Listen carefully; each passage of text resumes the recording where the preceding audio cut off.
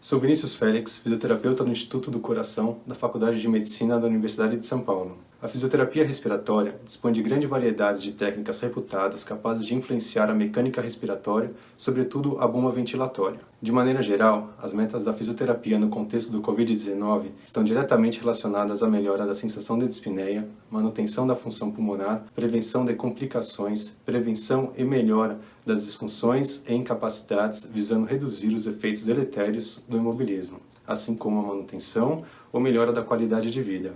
Vamos demonstrar a prática de execução e aplicação de exercícios respiratórios, facilitando a indicação de terapia nos pacientes com disfunção pulmonar. Boa aula!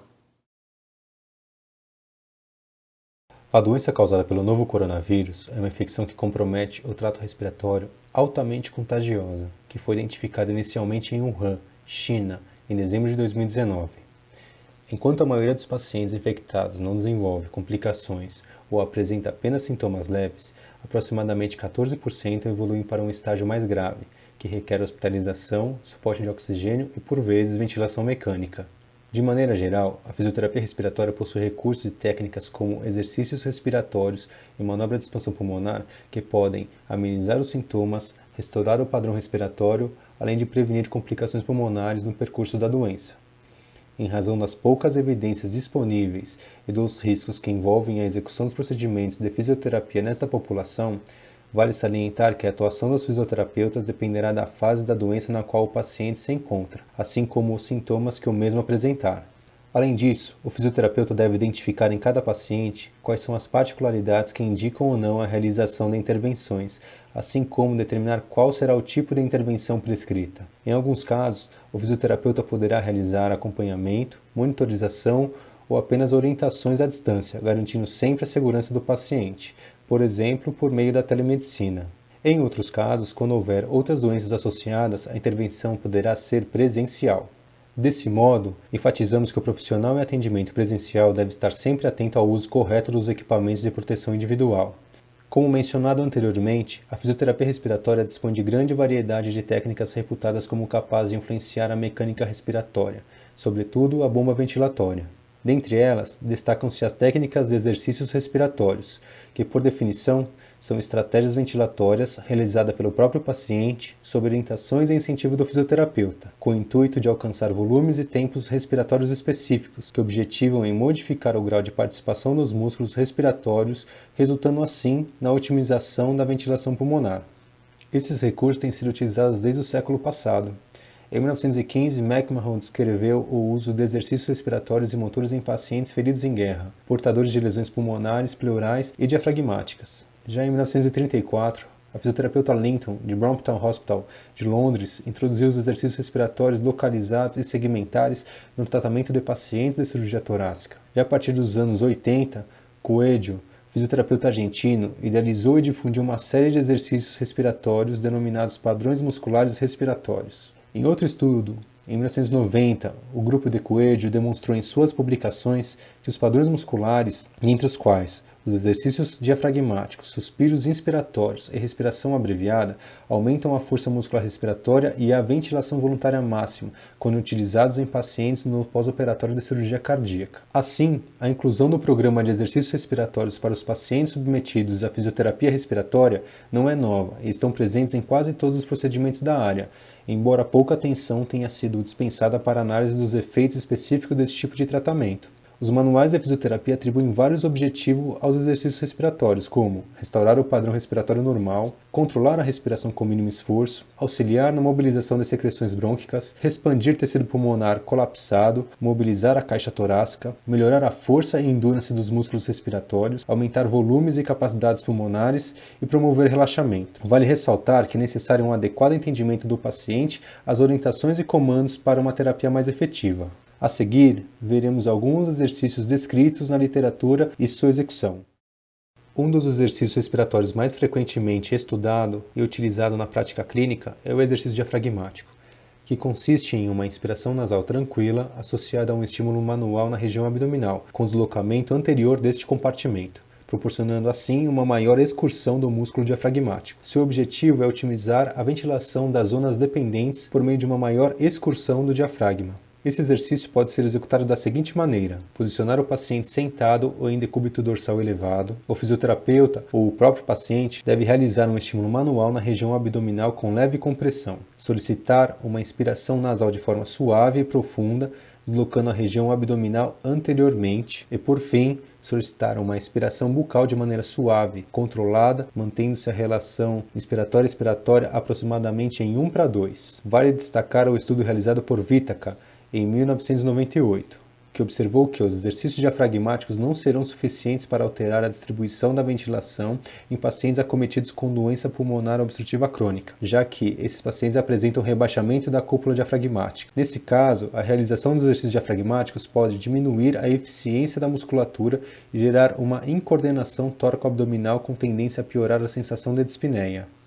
O exercício da inspiração máxima sustentada consiste em uma inspiração profunda de forma lenta, até a capacidade pulmonar total, mantendo a inspiração máxima por cerca de 3 segundos, realizando a seguir uma expiração suave. A inspiração é lenta, com o intuito de diminuir a velocidade e aumentar a força de contração muscular, e máxima, com pausa ao final, para que o recrutamento de fibras musculares gere maior redução da pressão intratorácica, melhorando assim a distribuição do ar. Os principais objetivos desse exercício são aumentar o volume, assim como a complacência pulmonar, e melhorar a relação VQ. Este exercício deve ser executado da seguinte maneira: posicionar o paciente sentado ou em decúbito dorsal elevado, solicitar uma inspiração nasal lenta e suave, até atingir a capacidade pulmonar total, manter uma pausa inspiratória de 3 segundos, e por fim, solicitar uma expiração bucal suave, até a capacidade residual funcional.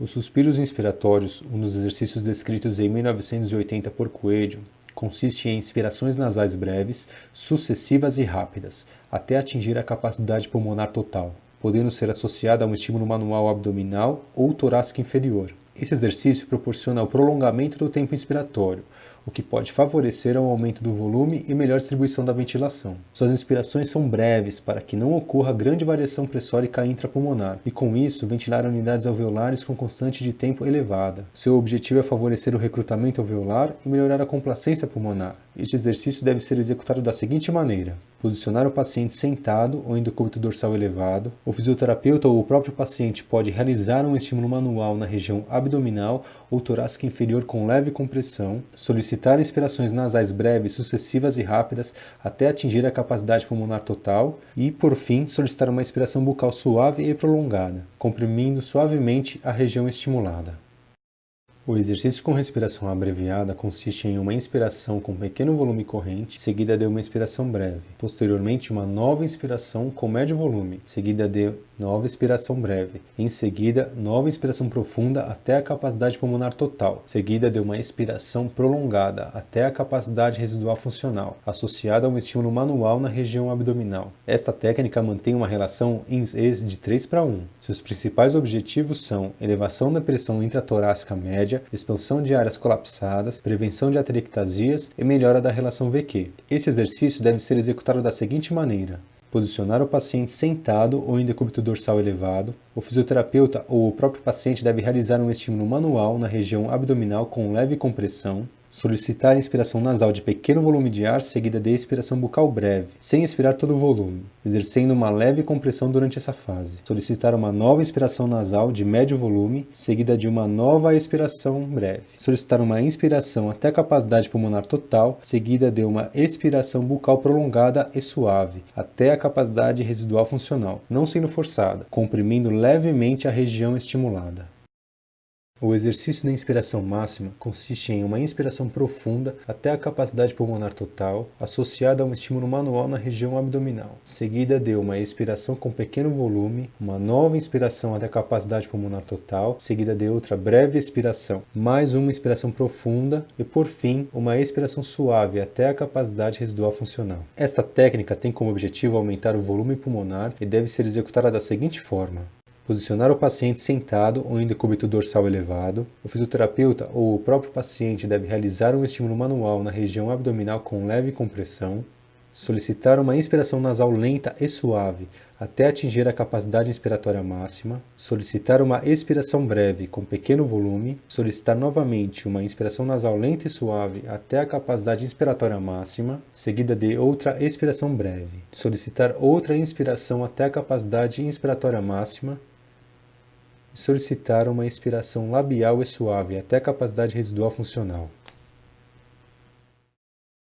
O exercício com tempos respiratórios equivalentes consiste na utilização de pequenos volumes correntes, sucessivos com inspirações nasais e expirações labiais uniformes, não forçadas, sem turbulência aérea ou ruídos, mantendo uma relação constante de 1:1, associada a um leve estímulo na região abdominal. Ele é indicado como estratégia a ser adotada durante quadros de broncoespasmo, pois aumenta o volume expiratório final, o que pode contribuir para reduzir a resistência das vias aéreas. Seu objetivo é minimizar as alterações provocadas pelo aumento da resistência ao fluxo de ar, a turbulência aérea causada pelas irregularidades na parede brônquica, o colapso precoce das pequenas e médias vias aéreas e o trabalho muscular excessivo, assim como melhorar a distribuição da ventilação nas áreas obstruídas. Esse exercício deve ser executado da seguinte forma: posicionar o paciente sentado ou em decúbito dorsal elevado, solicitar uma inspiração nasal suave e de curta duração, utilizando um estímulo manual na região abdominal ou torácica inferior. Solicitar uma expiração com freno labial, ou seja, uma expiração curta e não ruidosa pelos lábios ou dentes semifechados.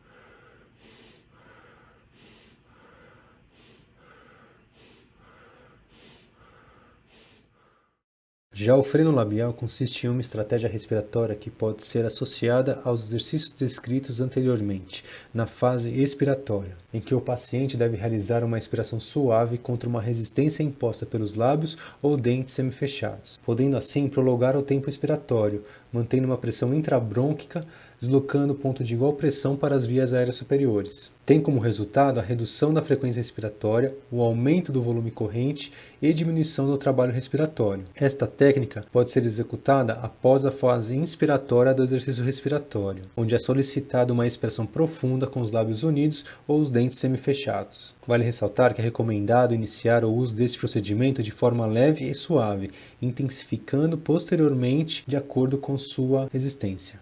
Podemos concluir diante disso que os exercícios respiratórios fazem parte de uma grande variedade de técnicas da fisioterapia respiratória, reputadas como capazes de influenciar a mecânica ventilatória. No entanto, os mecanismos envolvidos na execução desses exercícios respiratórios não foram completamente elucidados, visto que a literatura é escassa e os profissionais baseiam-se principalmente nos benefícios observados em sua aplicação ou nos mecanismos propostos pelos seus idealizadores. Vale ressaltar que o entendimento de quais compartimentos da parede torácica são prioritariamente movimentados durante os exercícios poderá contribuir para embasar a aplicação de uma determinada técnica em condições que acometem diferentes regiões pulmonares. Salientamos que eles estão integrados no Programa Geral de Reabilitação Pulmonar e são executados para treinar os músculos respiratórios e para melhorar ou redistribuir a ventilação, diminuindo assim o trabalho respiratório e melhora da troca gasosa, assim como a oxigenação. Enfatizamos que o fisioterapeuta em atendimento presencial deve estar sempre atento ao uso correto dos equipamentos de proteção individual.